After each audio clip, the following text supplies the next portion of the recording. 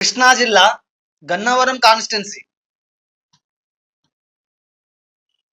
ఇక్కడ 2014లో టీడీపీ నుంచి వల్లభనేని వంశీమోహన్ గారు, అలానే వైఎస్ఆర్సీపీ అభ్యర్థి దుత్తా రామచంద్రరావు గారి మీద పోటీ చేసి వైసీపీ మీద 9,548 ఓట్ల మెజారిటీతో గెలవడం జరిగింది. ఫైనల్ గా ఈ సీట్ ని టీడీపీ కైవసం చేసుకోవడం జరిగింది. ఇక 2019లో కనుక మనం ఒకసారి ఇలానే చూసుకున్నట్లయితే ఇక్కడ టీడీపీ నుంచి వల్లభనేని వంశీమోహన్ గారు, వైఎస్ఆర్సీపీ పార్టీ అభ్యర్థి అయిన ఎర్లగడ్డ వెంకట్రావు గారి మీద సిపిఐ పార్టీ అభ్యర్థి అయిన అఫ్సర్ సయ్యద్ గారి మీద పోటీ చేసి వైఎస్ఆర్సీపీ మీద 838 స్వల్ప ఓట్ల మెజారిటీతో గెలిచి ఈసారి కూడా ఈ సీట్ ని టీడీపీనే కైవసం చేసుకోవడం జరిగింది.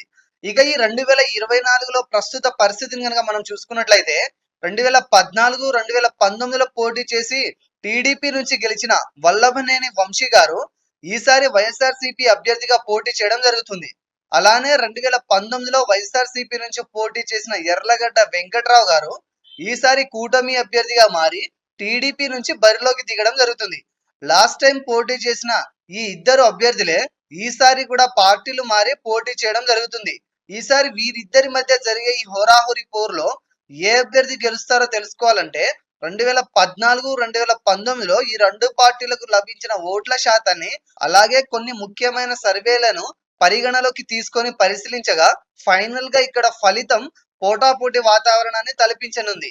కానీ కొంత ఎడ్జ్ మాత్రం ఇక్కడ కూటమి అభ్యర్థికే ఉందని తెలుస్తుంది. కానీ ఈ గెలుపు అన్నది కొత్తగా ఈసారి పోల్ అవ్వబోయే యువత ఓట్ల మీద కూడా ఆధారపడి ఉంటుంది. మారిన సమీకరణాలను బట్టి యువత ఎటువైపు మొగ్గు చూపితే ఆ పార్టీనే ఈ నియోజకవర్గాన్ని కూడా కైవసం చేసుకునే అవకాశం ఉంది.